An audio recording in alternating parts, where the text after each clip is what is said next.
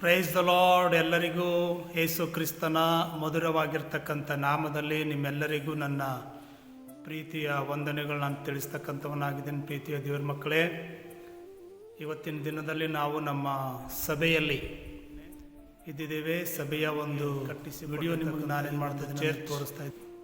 ಅಲ್ಲಿ ನಾವು ಇದ್ದಿದ್ದೇವೆ. ಇವತ್ತು ಭಾನುವಾರ ದಿನದಲ್ಲಿ ಆತನಿಗೆ ಆರಾಧನೆ ಮಾಡುವುದಕ್ಕಾಗಿ ನಾವು ಆತನ ಸನ್ನಿಧಾನದಲ್ಲಿ ನಾವು ಸೇರಿ ಬಂದಿದ್ದೇವೆ. ಇನ್ನೂ ವಿಶ್ವಾಸಿ ಮಕ್ಕಳು ಬಂದಿಲ್ಲ, ನಾವೇ ಬಂದಿದ್ದೇವೆ. ಇನ್ನು ಬಂದು ನಾವು ಈ ಒಂದು ವಿಡಿಯೋ ಮಾಡ್ತಾ ಇದ್ದೇವೆ. ವಿಶ್ವಾಸಿ ಮಕ್ಕಳು ಕೂಡ ಬರ್ತಕ್ಕಂಥವರಾಗಿದ್ದಾರೆ. ದೇವರ ದಯೆಯಿಂದ 2 ಜಾಗದಲ್ಲಿ ನಾವು ಸೇವೆ ಮಾಡಿದ್ದೇವೆ. 2 ಜಾಗದಲ್ಲಿ ಕೂಡ ದೇವರು ನಮ್ಗೆ ಏನು ಮಾಡಿದ್ದಾರೆ ಅಂದ್ರೆ ಚರ್ಚ್ ಕೊಟ್ಟಿದ್ದರು. ಬಿಜಾಪುರ್ನಲ್ಲಿ ಕೂಡ ನಾವು ಸೇವೆ ಮಾಡಿದ್ದೇವೆ. ಅದು ಆದಮೇಲೆ ತಿರುಗಿ ನಾವೀಗ ಈ ಒಂದು ಸ್ಥಳದಲ್ಲಿ ಕೂಡ ನಾವು ಸೇವೆ ಮಾಡ್ತಾ ಇದ್ದೇವೆ. ಈ ಜಾಗದಲ್ಲಿ ಕೂಡ ದೇವರು ನಮಗೆ ಏನು ಮಾಡಿದ್ದಾರೆ ಅಂದ್ರೆ ಚರ್ಚ್ ಕೊಟ್ಟಿದ್ದಾರೆ.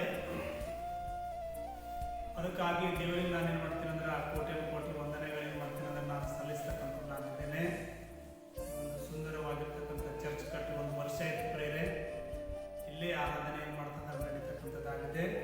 ಅಷ್ಟು ಮಾತ್ರವಲ್ಲದೆ ಯೂಟ್ಯೂಬಲ್ಲಿ ಈ ಒಂದು ಚರ್ಚಿನ ಕುರಿತಾಗಿ ನಾವು ಒಂದು ಹಾಡವನ್ನು ಮಾಡಿದ್ದೇವೆ. ಕಟ್ಟಬೇಕು ನಿನ್ನ ಆಲಯವು, ಸಾರಬೇಕು ನಿನ್ನ ಸುವಾರ್ತೆ ಎಂಬುದಾಗಿ ಒಂದು ಹಾಡವನ್ನು ಬರೆದು ಅದನ್ನು ರೆಕಾರ್ಡಿಂಗ್ ಮಾಡಿ ಯೂಟ್ಯೂಬಲ್ಲಿ ಇದೆ. ಅದನ್ನು ಹಾಡ ಏನು ಮಾಡಿ ಒಂದು ಸಾರಿ ನೀವು ನೋಡ್ಕೊಂಡು ಬನ್ನಿರಿ. ಮತ್ತು ಅಷ್ಟು ಮಾತ್ರವಲ್ಲದೆ ಇವತ್ತಿನ ದಿನದಲ್ಲಿ ಈ ಒಂದು ಚರ್ಚಿನ ಒಂದು ಕೆಲವೊಂದು ಭಾಗಗಳನ್ನು ನಿಮ್ಮ ವಿಡಿಯೋದಲ್ಲಿ ನಾನು ತೋರಿಸಿದ್ದೇನೆ.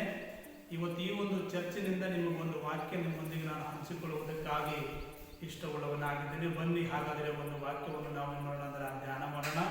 ಯೋಹಾನನ ಬರೆದ ಸುವಾರ್ತೆಯಲ್ಲಿ 14ನೇ ಅಧ್ಯಾಯ 27ನೇ ವಚನ ಈ ರೀತಿಯಾಗಿ ಹೇಳ್ತಕ್ಕಂಥದ್ದಾಗಿದೆ. ಶಾಂತಿಯನ್ನು ನಿಮಗೆ ಬಿಟ್ಟು ಹೋಗುತ್ತೇನೆ, ನನ್ನಲ್ಲಿರುವಂತಹ ಶಾಂತಿಯನ್ನು ನಿಮಗೆ ಕೊಡುತ್ತೇನೆ. ಲೋಕವು ಕೊಡುವ ರೀತಿಯಿಂದ ನಾನು ನಿಮಗೆ ಕೊಡುವುದಿಲ್ಲ. ನಿಮ್ಮ ಹೃದಯವು ಕಳವಳಗೊಳ್ಳದೆ ಇರಲಿ, ಹೆದರದೆ ಇರಲಿ. ಪ್ರೀತಿಯ ದೇವರ ಮಕ್ಕಳೇ, ದೇವರ ವಾಕ್ಯ ನಮ್ಮೊಂದಿಗೆ ಮಾತನಾಡ್ತಕ್ಕಂಥದ್ದಾಗಿದೆ. ಈ ಲೋಕದಲ್ಲಿ ಮನುಷ್ಯರಾಗಿರುವ ನಾವುಗಳು ಏನು ಮಾಡಿದ್ರೂ ಕೂಡ ಸಮಾಧಾನ ಇಲ್ಲ. ಹೊಲ ತೆಗೆದುಕೊಂಡ್ರೂ ಕೂಡ ಸಮಾಧಾನ ಇಲ್ಲ. ಒಂದು ಬಿಲ್ಡಿಂಗ್ ಕಟ್ಟಿದ್ರೂ ಕೂಡ ಸಮಾಧಾನ ಇಲ್ಲ. ಎಲ್ಲೆಲ್ಲೋ ನಾವು ಪಾದಯಾತ್ರೆ ಮಾಡಿದ್ರೂ ಕೂಡ ನಮಗೆ ಶಾಂತಿ ಇಲ್ಲ. ಈ ಒಂದು ಶಾಂತಿ ಮತ್ತು ಸಮಾಧಾನ ಅಂಗಡಿಯಲ್ಲಿ ಸಿಗ್ತಕ್ಕಂಥ ಒಂದು ವಸ್ತುವಿಲ್ಲ ಬೇರೆ. ಅದಕ್ಕಾಗಿ ಅನೇಕ ಗದ್ದಲಗಳು, ಗೊಂದಲಗಳು, ಸಮಾಧಾನ ಇಲ್ಲದೆ ಮನುಷ್ಯರಾಗಿರುವ ನಾವುಗಳು ಬದುಕ್ತಾ ಇದ್ದೇವೆ. ಅದರ ದೇವರ ವಾಕ್ಯದಲ್ಲಿ ಯೇಸು ಸ್ವಾಮಿಯವರು ಹೇಳಿದ್ದಾರೆ, ಶಾಂತಿಯನ್ನು ನಿಮಗೆ ಬಿಟ್ಟು ಹೋಗುತ್ತೇನೆ, ನನ್ನಲ್ಲಿರುವ ಶಾಂತಿಯನ್ನು ನಿಮಗೆ ಕೊಡುತ್ತೇನೆ ಅಂತೇಳಿ ಯೇಸು ಸ್ವಾಮಿ ಏನು ಮಾಡಿದ್ದಾರೆ ಅಂದ್ರೆ ನಮಗೆ ಮಾತು ಕೊಟ್ಟಿದ್ದಾರೆ.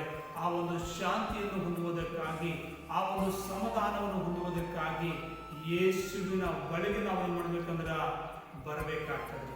ಯೇಸುವೆ ನಮಗೇನು ಮಾಡ್ತಾನಂದ್ರ ಶಾಂತಿಯನ್ನು ಕೊಡುತ್ತಾನೆ. ಯೇಸುವೆ ನಮಗೇನು ಮಾಡ್ತಾನಂದ್ರ ಸಮಾಧಾನವನ್ನು ಕೊಡುತ್ತಾನೆ. ಆತನ ಹೇಳುತ್ತಾನೆ, ನಿಮ್ಮ ಹೃದಯವು ಕಳವಳಗೊಳ್ಳದೆ ಇರಲಿ ಎಂಬುದಾಗಿ. ಅನೇಕ ವಿಷಯಗಳಲ್ಲಿ ನೀವು ಕಳವಳದಲ್ಲಿರಬಹುದು, ಅನೇಕ ವಿಷಯದಲ್ಲಿ ನೀವು ಚಿಂತೆಯಲ್ಲಿರಬಹುದು, ಅನೇಕ ವಿಷಯದಲ್ಲಿ ನೀವು ಸಮಸ್ಯೆಗಳಿಗೀಡಾಗಿರಬಹುದು. ಏನಾಗುತ್ತದೋ ಅಂತೇಳಿ ಅನೇಕ ವಿಷಯಗಳಲ್ಲಿ ನೀವು ಭಯ ಪಡ್ತಾ ಇರಬಹುದು ಪ್ರೇರೆ. ಆದರೆ ಯೇಸುವಿನ ಬಳಿಗೆ ನಾವು ಬರುವಾಗ ದೇವರ ವಾಕ್ಯ ನಮ್ಮೊಂದಿಗೆ ಮಾತನಾಡುತ್ತದೆ. ನಿಮ್ಮ ಹೃದಯ ಕಳವಳಗೊಳ್ಳದೆ ಇರಲಿ, ಹೆದರದೆ ಇರಲಿ ಎಂಬುದಾಗಿ ದೇವರೇನು ಮಾಡ್ತಾನಂದ್ರ ನಿಮ್ಮೊಂದಿಗೆ ಮಾತನಾಡ್ತಕ್ಕಂಥವನಾಗಿದ್ದಾನೆ. ಯಾವುದೇ ವಿಷಯಕ್ಕಾಗಿ ನಾವು ಹೆದರದೆ, ಯಾವುದೇ ವಿಷಯಕ್ಕಾಗಿ ನಾವು ಕಳವಳಗೊಳ್ಳದೆ, ಎಲ್ಲ ವಿಷಯಗಳಿಗಾಗಿ ನಾವು ಏನು ಮಾಡೋಣ ಅಂದ್ರ ದೇವರಲ್ಲಿ ಭರವಸೆ ಇಟ್ಟವರಾಗಿ ಆತನ ದಾರಿಯಲ್ಲಿ ನಡೆಯೋಣ. ಪ್ರಾರ್ಥನೆ ಮಾಡುತ್ತೇನೆ. ನಾನು ನಿಮಗಾಗಿ ಸ್ತೋತ್ರಪ್ಪ ದೇವರೇ ಯೇಸುವೆ, ನಾವು ಪ್ರಾರ್ಥನೆಗಳನ್ನು ಮಾಡುತ್ತೇವೆ ಸ್ವಾಮಿ.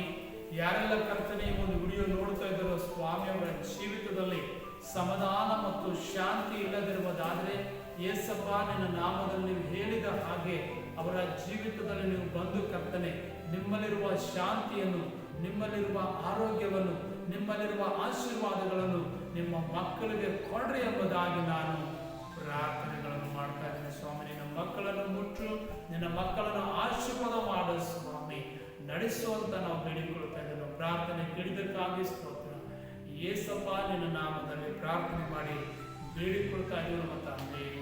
ಆಮೇನ್ ಆಮೇನ್ ಆಮೇನ್. ಹಾಗೆ ಮತ್ತು ವಿಶೇಷವಾಗಿ ನೀವು ವಿಡಿಯೋಗಳನ್ನು ನೋಡ್ರಿ ಮತ್ತು ಹೊಸ ಹೊಸ ಹಾಡುಗಳನ್ನು ಕೂಡ ಇದೇ ಯೂಟ್ಯೂಬ್ ಚಾನೆಲ್ ಇದ್ದಾವೆ. ಎಲ್ಲರೂ ಏನು ಮಾಡಿ ಅಂದ್ರೆ ಕೇಳಿ ಎಂಬುದಾಗಿ ನಿಮ್ಮನ್ನು ನಾನೇನು ಮಾಡ್ತೀನಿ ಅಂದ್ರೆ ಕೇಳಿಕೊಳ್ಳುತ್ತೇನೆ. ದೇವರು ನಿಮ್ಮೆಲ್ಲರನ್ನ ಏನು ಮಾಡಿ ಅಂದ್ರೆ ಆಶೀರ್ವಾದ ಮಾಡಿ ನಡೆಸಿ.